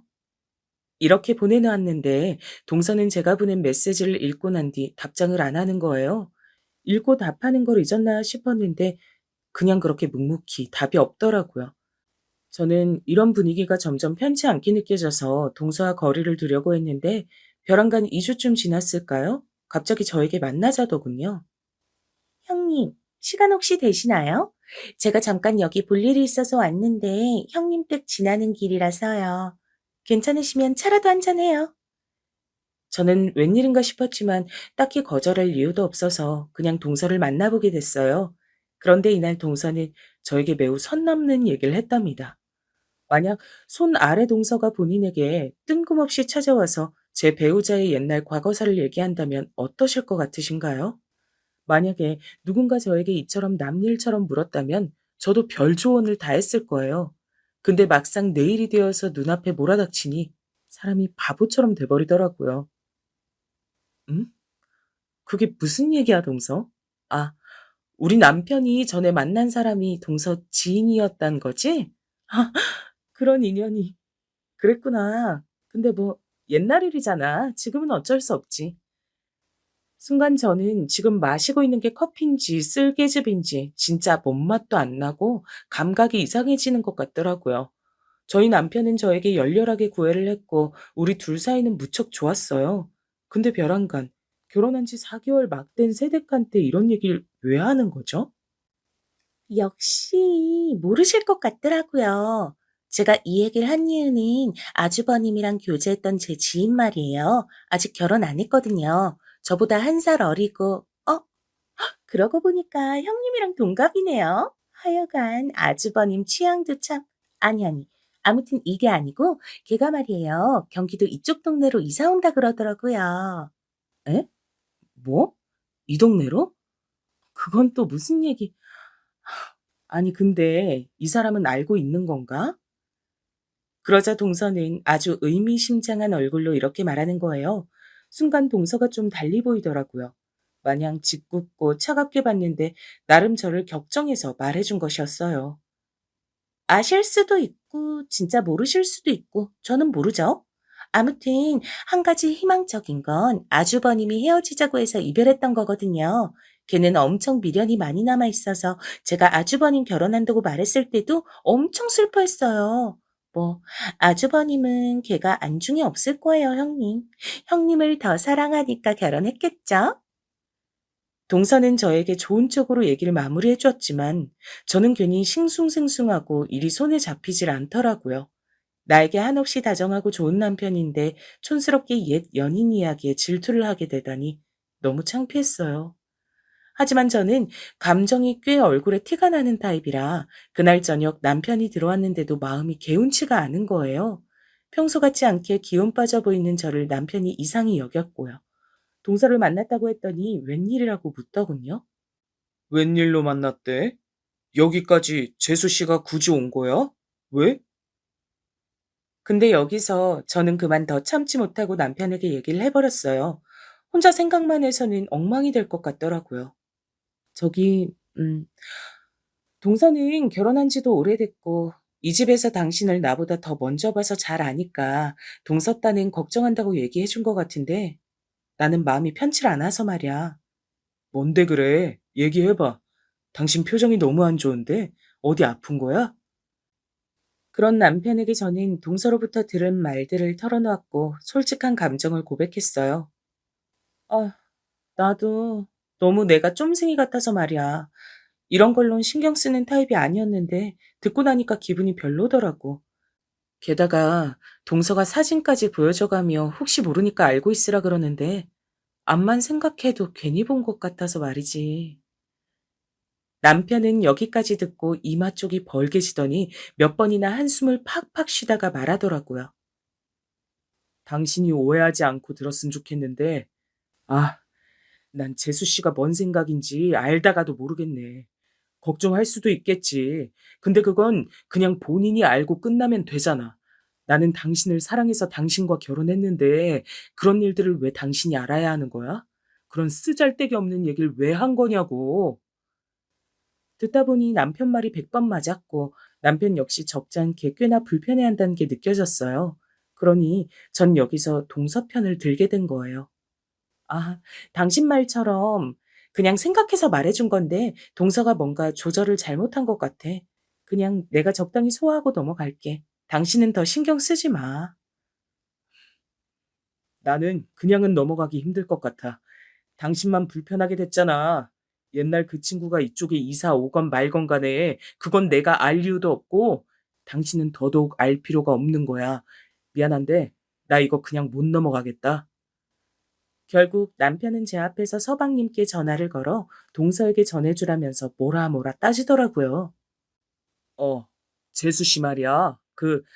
전에 만났던 그런 얘기를 왜 네 형수한테 했다는 거냐? 너도 몰랐다고? 그 봐. 아무짝에도 쓸모없는 얘기 아니냐고. 아무튼 네가 알아서 말 좀 잘 해놔. 나랑 형수만 언짢게 되고 이게 뭐야 지금. 직접 따지려다가 그냥 너 통해서 말하는 거야. 이렇게 전해진 얘긴 다음날 어머니를 통해 저를 향한 면박으로 이어졌답니다. 이 경로가 이해 가시나요? 왜 제가 구박을 받는 입장이 됐는지 모르겠으나 아무튼 어머니는 저를 야단치시더라고요. 둘째가 쓸데없는 소리를 한 건 맞아. 근데 너는 왜 그걸 우석이한테 또 얘기를 해가지고 형제들끼리 싸우고 부부끼리 싸움 나게 만드냐? 그 정도는 눈치는 있어야지.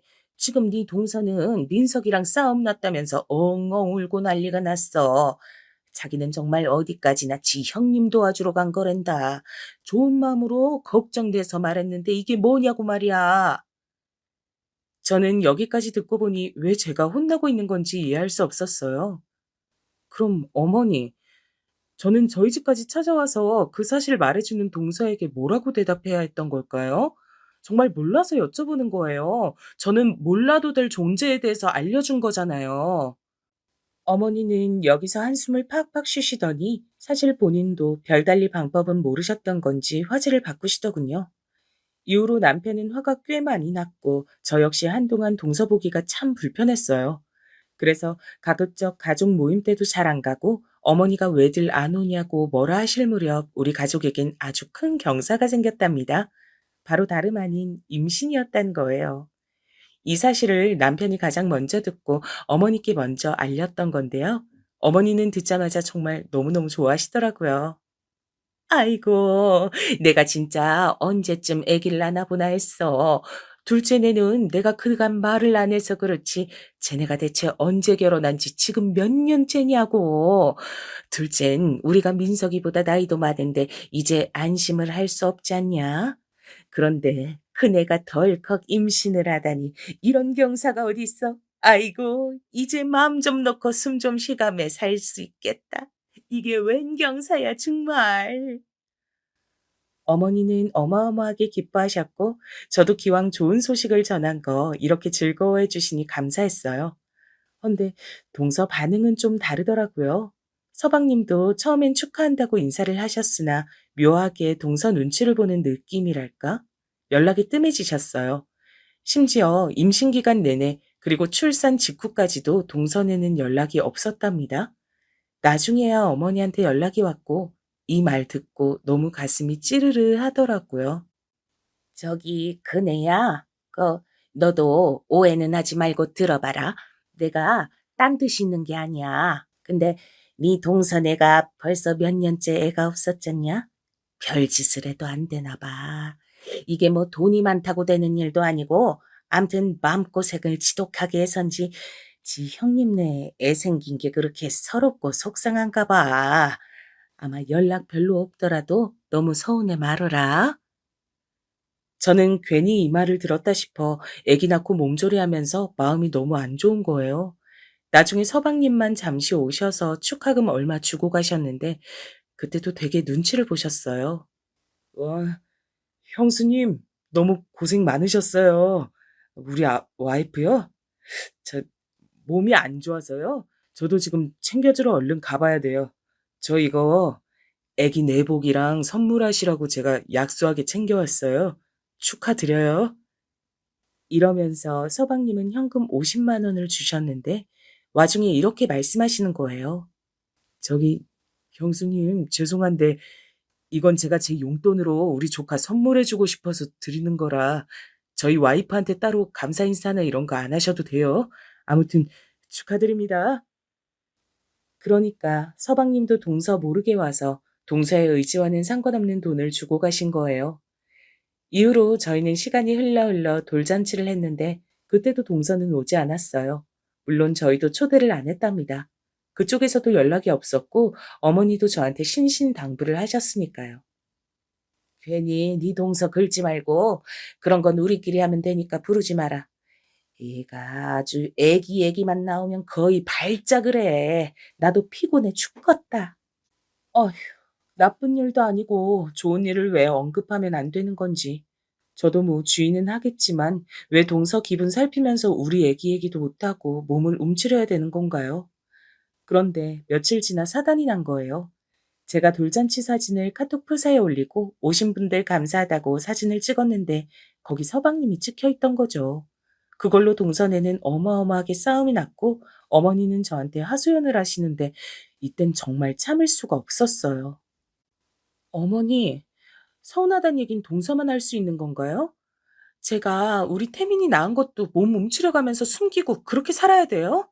언제는 아이 낳은 것도 너무 고맙다고 그렇게 태민이도 이뻐하시더니 애는 죽을 때까지만 작은 엄마 눈치 보면서 존재도 알리면 안 되는 건가요?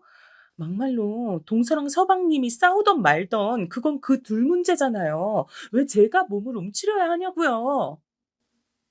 제 목소리가 너무 커지니 남편이 중간에서 말렸고 아기 낳고 감정이 여러모로 치받쳐 올라와 수습이 안 됐던 저는 결국 아기를 데리고 친정에 가버렸어요.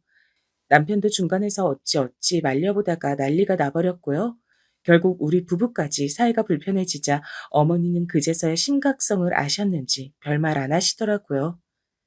하지만 지금 제 사연 듣는 분들도 느끼시는 게 있으실 텐데 이게 어찌 어머니만의 잘못이겠나요? 모든 상황을 손에 쥐고 뒤에서 흔드는 동서가 정말 나쁜 인간이잖아요. 근데 며칠 지나서 어머니가 왜 그렇게 동서한테 휘둘리셨는지 알겠더군요. 동서는 정말 보란 듯이 아주 유치하게 카톡 프사로 티를 냈어요. 전 그걸 보자마자 남편에게 물었고요. 여보, 이것 좀 봐봐. 동서랑 서방님이랑 어머님, 아버님 모시고 베트남 여행 갔다 왔나 본데? 이게 언제야? 우리 돌잔치 하기 전인 것 같은데? 이런 건 가족 단톡방에 일체 말도 안 하더니 혹시 자기들끼리 따로 모임방 만들어서 진행한 거 아니야? 무려 여행 가는 일인데 우리도 모르게 진행한 게 된 거야? 남편은 당황했는지 그걸 한참 보았고 솔직히 모르진 않았던 것 같아요.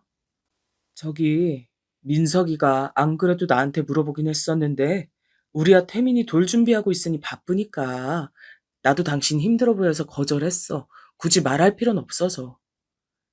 저는 이때 진짜 한숨만 나더라고요. 남편도 알고는 있었지만 솔직히 동서는 그냥 어머니를 몰래 모시고 가서 아부하고 싶었던 것 같아요. 진짜 일체 조금도 우리 쪽에 한마디도 없었거든요. 어차피 곧 어머니 생신이라 저희도 뭔가 준비해야 했었는데 전 이렇게 마음을 먹었어요. 어머니 생신 명목으로 모시고 간 거랬지? 그럼 그냥 따로따로 하자는 의미인 거네. 우린 우리끼리 알아서 준비를 해야겠어. 저번에 적금 들었던 거 깨고 그걸로 선물 사러 다녀오자, 여보. 그리하여 우리는 300 남짓 모아둔 적금을 깼고 어머니 칠순 기념해서 명품 가방을 사드렸어요. 어머니는 받고 정말 엄청나게 반응을 하시면서 기뻐하셨어요. 아이고, 이제 결혼식이나 어디 갈 때 들고 갈 가방이 생겼네.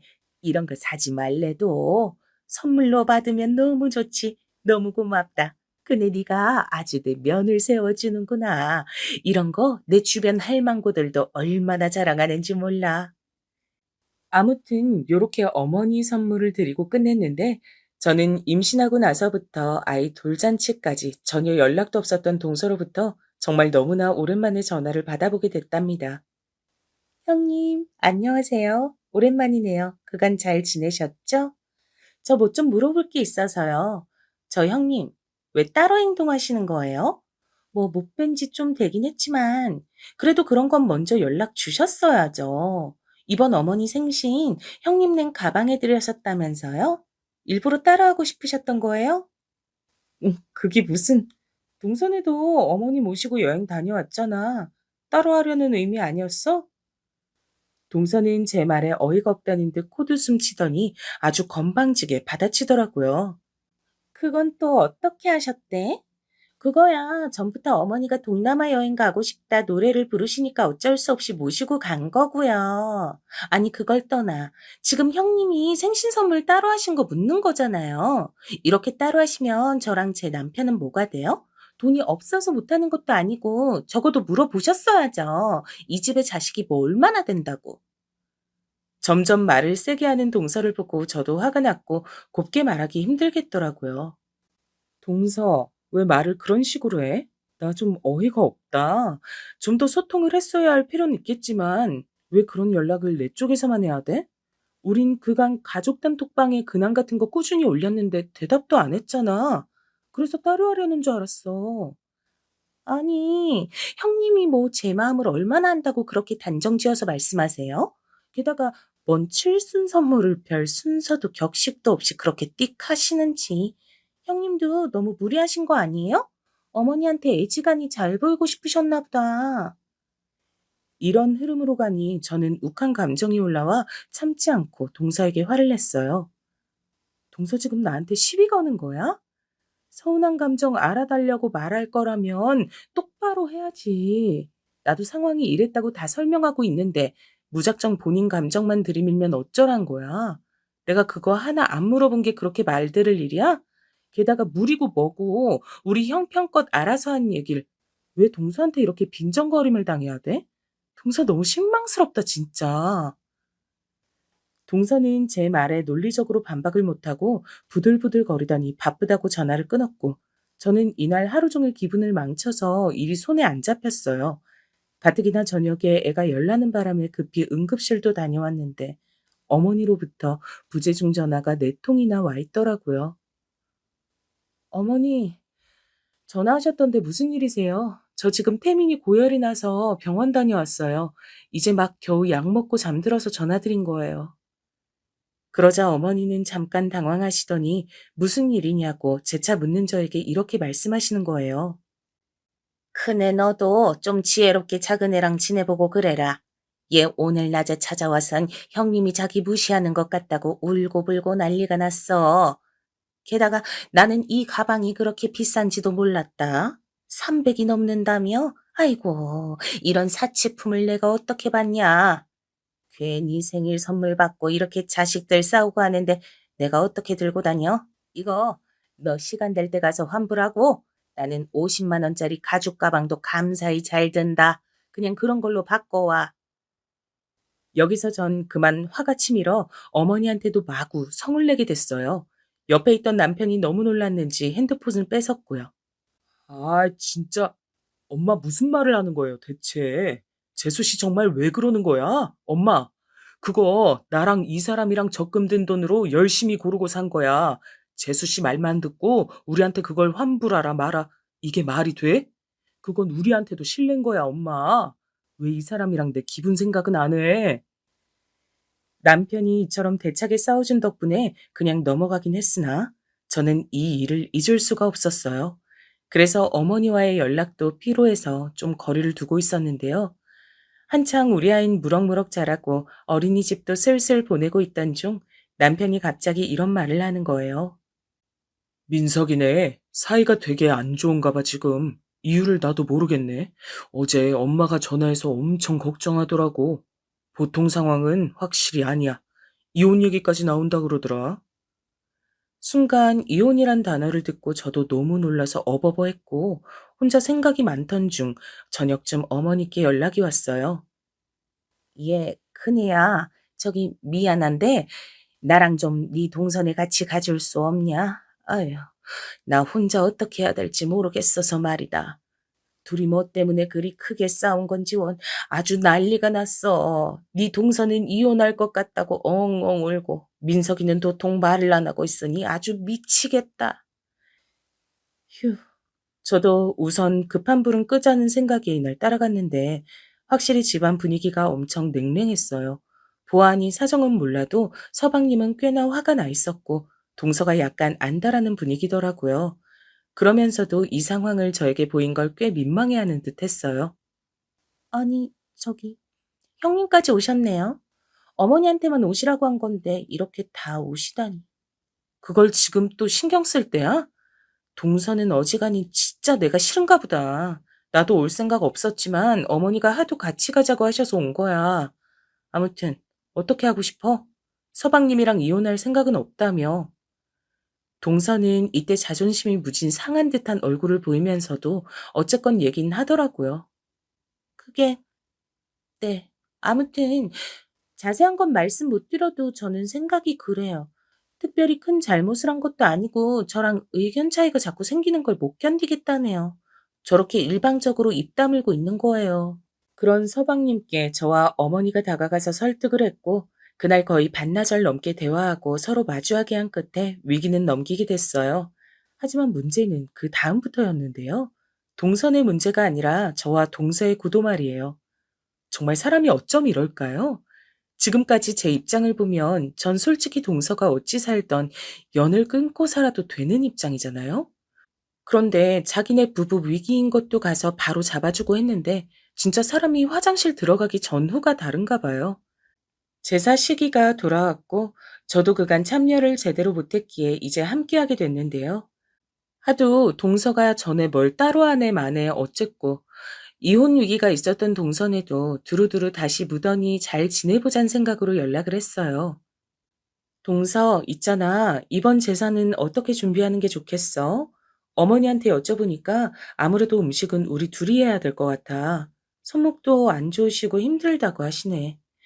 어머니도 마음 같아선 안 하고 싶으신데 아버님이 계속 야단이셨나 봐.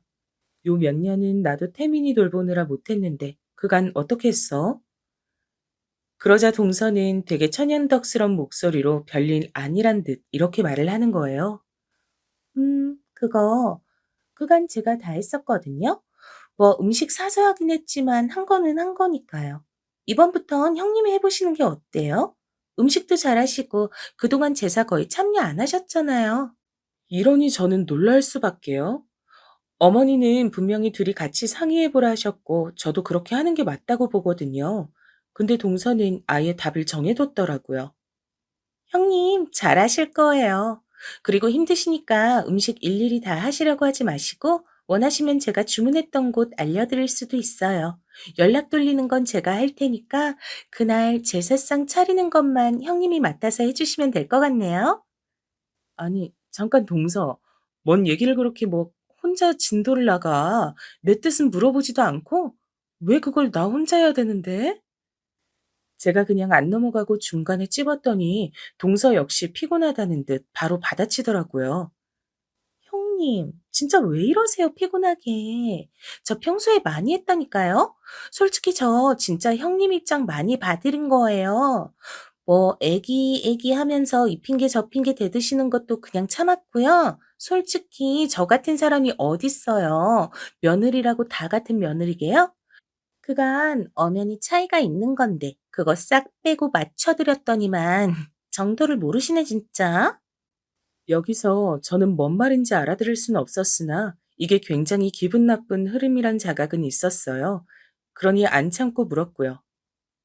며느리라고 다 같은 며느리라니 동서 뭔 말을 하고 싶은 거야 지금? 알아듣게 똑바로 말해. 진짜 민망하다, 민망해. 이런 걸 제 입으로 얘기를 해야 되는 거예요? 아님 이 악물고 모르는 척 하시는 거예요? 진짜. 솔직히 형님네랑 저희 집 차이도 좀 있고 형편도 다르고 그런 와중에도 제가 다 맞춰드리고 하지 않았어요? 근데도 갈수록 뭔 애기 핑계를 대고 빠지질 않나, 우리 집까지 와서 우리 부부 상황 보고 훈술 두질 않나. 저도 이제 참기 힘드네요. 저는 이때 머리가 띵하더라고요. 아무리 사람이 각각 다르다지만 같은 상황을 두고 이렇게까지 입장이 벌어질 수 있는 건가요? 제가 사연을 보낸 것도 도무지 제가 뭘 그렇게 잘못한 건지 이해가 안 돼서예요. 동서의 저 말만 들으셨을 때 그렇게 못된 형님인 것처럼 느껴지시나요? 뭐라고? 집 형편? 뭐 훈수? 와, 동서는 지금 대체 뭔 말을 하고 있는 거야, 정말? 그게 진짜 이유야? 답답해. 이러니까 대화가 안 되죠. 꼬박꼬박 윗사람 대우해주고 했더니 진짜 답이 없네. 차이란 말을 몰라요? 한글 모르시나 진짜? 아니 아파트만 봐도 답 나오잖아요. 사는 환경 보면 답 나오는 거지. 맨날 무리해서 뭐 하고 징징대는 집이랑 쪼들리는 거 없이 멀쩡히 사는 집이랑 같냐고요. 그럼 제가 그동안 다 배려하며 행사도 넘어가줬더니 뭘 꼬치꼬치 따지시는 거예요, 진짜. 전 너무 황당하다 못해 순간적으로 이렇게 다다다 말로 얻어맞은 게 너무 분하더라고요. 이야, 내가 지금 환경까지 싸잡아서 이런 말 들어야 돼? 뭐? 무리를 해서 뭘 징징대? 동서, 진짜 그 말에 후회가 없어? 제사 하나 때문에 지금 연이라도 끊을 생각이야? 그런데 동서는 진짜 마치 메롱하고 놀려대듯 이죽거리면서 절 약올려대더라고요. 어머, 무서워라. 지금 말로는 안 되니까 윽박 지르시는 거예요? 형님이야말로 뭔 제사 음식 하는 것 같고 이렇게 핏들 세워요. 하라면 그냥 하면 되는 거지. 그냥 본인 환경이랑 이런 거 순응하고 사세요. 머리 아프게 싸울 생각 하지 말고. 나 지금 동서가 한 말들을 그냥 넘길 수가 없겠는데. 환경인의 차이네. 제사 하나 갖고 집 사는 형편까지 끌고 와서 이상하게 만든 사람이 누구야? 나 이거 그냥 못 넘어가. 어머니한테도 말씀드릴 거야. 와, 그깟 아파트 갖고 뭐? 답이 나와? 그러자 동서도 이때부터 말이 더 세지더라고요.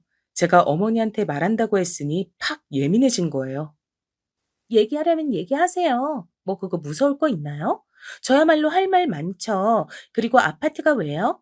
대한민국 아파트 무시하시네. 애초에 서울 24억대 아파트랑 경기도 어디 4억대 아파트랑 부동산 커뮤니티에서 입도 못 대고 마주칠 수도 없는 구조예요. 이 간단한 차이를 모르시네. 뭐 더 좀 설명해 드려요? 아니, 애초에 이게 중요한 거 아닌데 자꾸 말꼬를 잡으시네, 진짜. 야, 동서 이런 사람이었어? 우리가 사는 아파트 갖고 무시하는 거야, 지금? 아파트 따위, 뭐, 신분 증명이라도 받았어? 어머, 자꾸 현실 부정하시네? 신분 증명, 뭐, 틀린 말은 아니죠? 엄연히 계급이랄까? 그냥 그런 거 아니에요? 다들 알면서 모르는 척 하는 거잖아요. 아무튼, 자꾸 저 치사한 사람 만들지 말고요. 더 말꼬리 잡지 말고 그만 얘기 끝내요. 어머니한테 일러 바치던 말던 알아서 하시고, 전 제사 음식 안 해요. 땅땅. 그렇게 결론 났어요. 아시겠죠? 이러고 전화를 끊어버린 동서. 저는 참을 수가 없어 몇 통이나 다시 전화를 걸었지만 중간에 동서는 전화를 아예 넘겨버리더라고요. 너무 얄밉고 속에서 욕이 올라와 참을 수 없었던 저는 남편한테 전화해서 울며 불며 난리를 쳤어요. 재수 씨가 그런 식으로 말을 했다고? 야, 이거 진짜 전쟁인데? 어쩌려는 거야, 정말. 그래서 당신 어떻게 하려고? 어머니한테 말씀드리려고? 나 지금 그렇게 생각하고 있는데, 말은 그렇겠지만 하고 싶진 않아. 어머니한테 알린다고 더 좋아질 사정도 아니고, 그냥 너무 열받아서 일단 당신한테 말한 거야. 그러자 남편은 씩씩거리는 저를 일단 진정시켰고 이날따라 또 저희 애가 아팠어요. 안 그래도 애 신경 쓰느라 바쁜 저에게 동서는 저렇게 벌집 쑤시듯 속을 다 뒤집어 놓은 거예요. 어떻게 같이 엿을 먹일까 생각하려던 차 애 데리고 응급실 쫓아다니고 집에 와서 보니 새벽 2시더라고요. 저도 겨우 자려고 눈을 붙였다가 도통 잠을 잘 수가 없는 거예요. 낮에 통화한 게 너무 열받고 몸은 너무 피곤하니 외려 잠이 안 오고. 그리고 낮에 동서가 했던 말이 생각나서 무심결에 저도 부동산 커뮤니티 쪽을 검색해서 둘러보게 됐는데요. 거기서 저는 순간적으로 눈에 확 띄는 단어를 봤어요. 그건 바로 동서가 살고 있는 그 아파트 브랜드명으로 된 아이디였는데 그게 인기걸로 올라가 있더라고요. 심지어 제목은 제가 도저히 눌러보지 않을 수 없는 제목으로 적혀 있었어요. 이게 뭐야? 주제를 모르는 형님 짜증나 죽겠어요? 땡땡 지역, 땡땡 아파트 헌데? 이거 설마 동서인가? 저도 모르게 말이 이렇게 터져나왔고 급히 그 글을 눌러서 읽게 됐는데요. 읽는 내내 저는 기함을 토하고 말이 안 나와서 몇 번이나 가슴을 눌러가며 속에서 욕이 올라오는 걸 참게 됐어요. 거기다 글을 올린 건 동서가 맞았고요. 그 내용이 정말 가관도 아니었답니다. 그 글에 달린 댓글들은 꽤 많아서 그거 읽어보면서 더 열이 받았어요. 저는 그냥 넘어갈 생각도 아니었지만 이 글을 보고 더욱 분노 버튼이 눌려 새벽 3시에 동서한테 전화를 했답니다. 여보세요? 동서. 이제야 전화를 받네. 지금이 몇 시냐고? 그게 중요해? 자다 깼음 정신 차리고 내 말 들어. 지금 뭔 짓을 해놓은 거야? 동서는 제 말에 매우 짜증을 내며 별 미친 사람을 다 보겠다는 듯이 와중에 또 빈정거리더라고요. 뭐야, 진짜. 이 새벽에 잘못 누른 게 아니고 지금 저랑 뭐 머리 잡고 싸움하자고 전화하신 거예요? 여보, 형님이야. 잘못 전화하신 거 아니고 나한테 따지려고 전화한 거래. 몰라. 무슨 일은 무슨 일이겠어. 동서는 저랑 통화하는 와중에 옆에서 서방님이 물었는지 막 대답을 해주고 있더라고요. 저를 미친 여자 취급하는 동서에게 곧장 동서의 글을 캡처해둔 것들을 주르륵 카톡으로 보냈어요. 이거 확인하고도 그딴 말이 나오는지 보고 싶다, 동서. 나 내일 동선에 찾아가도 되지? 야, 사람을 무슨 아주 그냥 땅바닥에서 구걸하는 거지 등신으로 만들어놨네. 나한테 그렇게 쏟아내고도 참질 못해서 나 욕해달라고 이런 글을 올렸어? 뭐? 내가 쫌생이야? 이거 다 어떡할래? 뭔 깡으로 아직도 글을 안 지우고 냅뒀어? 내가 모를 줄 알았어? 동서는 여기서부터 뭔가 이상하다고 생각했는지 잠깐 말이 멈췄고, 그런 동서에게 저는 쭉 말을 했어요. 잔말 말고 증거들 내가 다 캡처해서 지금 보내놨으니까 동서 눈으로 확인해봐. 아, 서방님이랑 같이 줄줄 읽으면서 낭독해볼래? 진짜 이거 아주 제대로 미친년 아니야, 정말. 있잖아. 나 이렇게 말하는 것도 웃긴데, 뭐? 24억? 이야, 꼴랑 24억 갖고 어디 기업 총수 가문 거지 대하듯이 사람 무시하네. 너 진짜 죽었어. 나 안 참을 거야, 정말. 동서는 저랑 통화하면서 카톡으로 동시에 그 메시지들도 확인하고 있었는지 어째 점점 쫄려가는 듯 했어요. 대답 없이 숨 들이키는 소리만 들리더라고요. 내가 진짜 별 얘기를 다 하고 산다 싶은데 결론부터 말할게. 있잖아. 나 90억대 아파트 있어. 왜 거기서 안 사냐, 거짓부령이냐 할까봐 어떻게 뭐 등기 친거라도 갖고 가서 보여줘야겠다. 내 명의로 된 거 똑똑히 손가락으로 짚어가면서 보여주고 싶네, 정말. 내가 왜 이딴 짓까지 해야 돼? 저런 정신병자 같은 글을 보고 나도 똑같이 해줘야 되는 거 맞는 거지? 그러자 동서는 여기선 지도 놀랐는지 뭔가 바로잡고 싶었는지 조그맣게 따져 묻더라고요. 90억대요? 아니, 그건 좀... 왜? 뻥 같지? 아, 나보고 뭐라 적어놨더라? 느지막이 결혼해서 돈 없이 아주버님한테 빈대처럼 붙어서 경기도 4억짜리 아파트 황송하게 사는 주제에 맨날 지 멋대로 행동하고 애 낳았다고 유세 부리고 제사도 쓱 빠지려고 하고 요즘 시대가 어떤 시대인데 그지로 시집 왔음 닥치고 제사도 맡아서 할 것이지 뭐? 친정 부잔데도 도리 다 하고 사는 동서한테 내가 훈수지를 감히 뒀다고? 야, 이거 진짜 미친년 아니야, 정말. 저는 이쯤 되니 건너방에 애가 깨는 것도 신경을 못 쓸 정도로 완전히 이성을 잃어버린 거예요.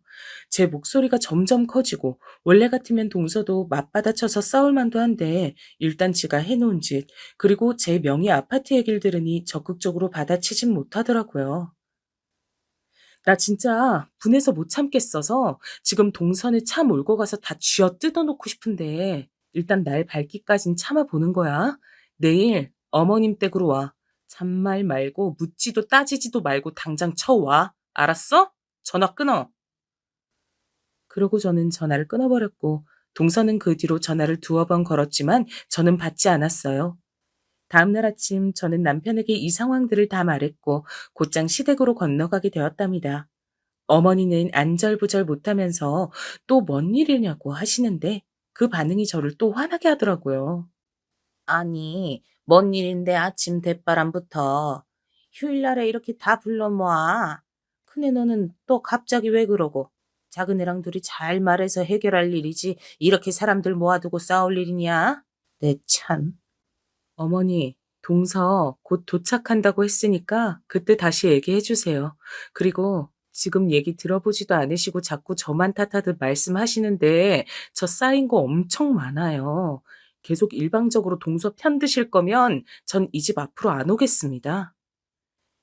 이 말에 남편을 비롯하여 어머니, 아버님까지 눈이 휘둥그레졌고 평소 늘 네, 네 하고 대놓고 큰 소리하지 않던 저라서 약간은 놀래시는 것 같았어요. 그렇게 불편한 침묵이 있는 가운데 동서와 서방님이 도착했고 동서는 들어서는 순간부터 저를 못마땅하게 한편으론 슬쩍 기죽은 눈으로 쳐다보더군요. 동서 여기 앉아. 아, 이거 제가 나눠드릴 테니까 다들 보세요. 아침에 이거 뽑아오느라 늦은 거예요. 저는 준비한 종이들을 쫙쫙 돌렸어요.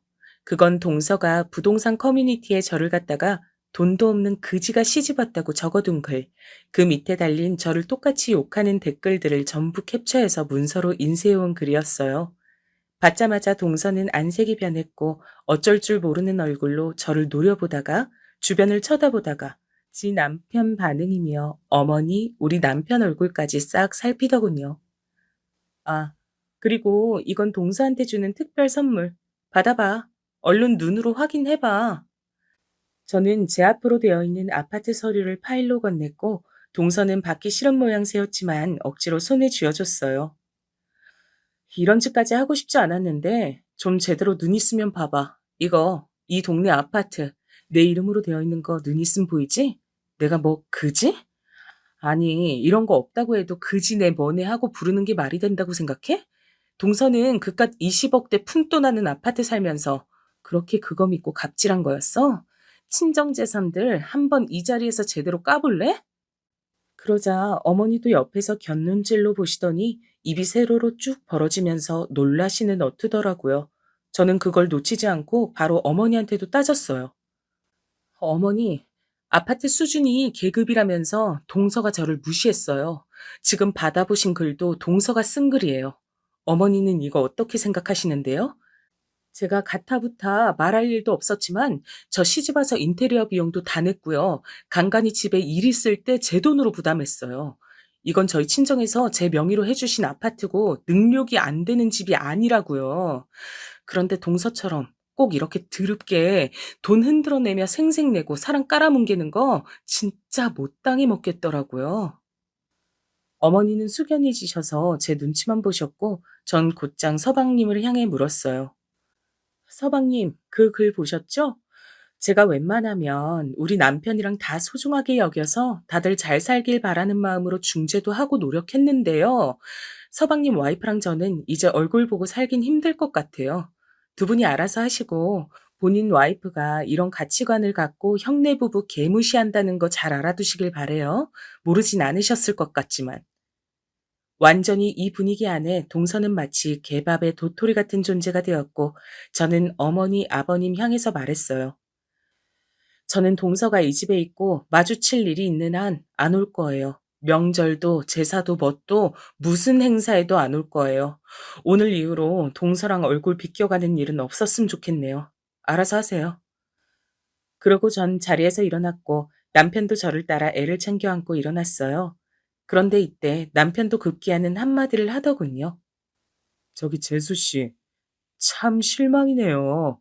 이거 하나하나 읽어보고 그리고 우리 집사람한테 했다는 말 듣고 제가 쫓아가서 뒤엎으려다가 참았어요. 이 사람뿐 아니고 저도 재수 씨 보기 불편하네요. 아무튼 먼저 일어납니다.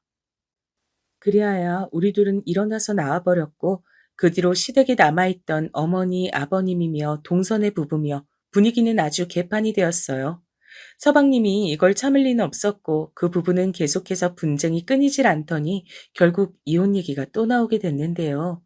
어머니는 감히 제 앞에서 동선의 부부 이혼이 걱정되네 뭐네 소리를 하진 못하셨지만 남편 얘기를 들으니 대강 분위기가 파악되더라고요.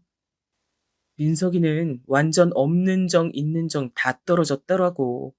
당신한테만 그랬을 리는 없다고 생각했는데 재수 씨가 안 그래도 자기 친정 좀 산다면서 그렇게 민석이한테 생색을 냈다네.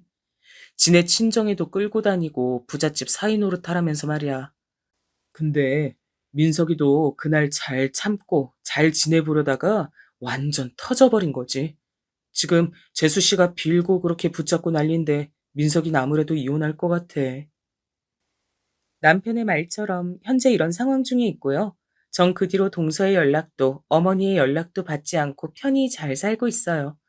다시는 동서 같은 인간군상 마주치질 않길 바라며 인생 진짜 더러운 경험했다 생각하고 살고 있답니다. 저의 이런 분풀이를 함께 끝까지 들어주셔서 감사하고 모두들 건강하시면 좋겠습니다. 그럼 안녕히 계세요.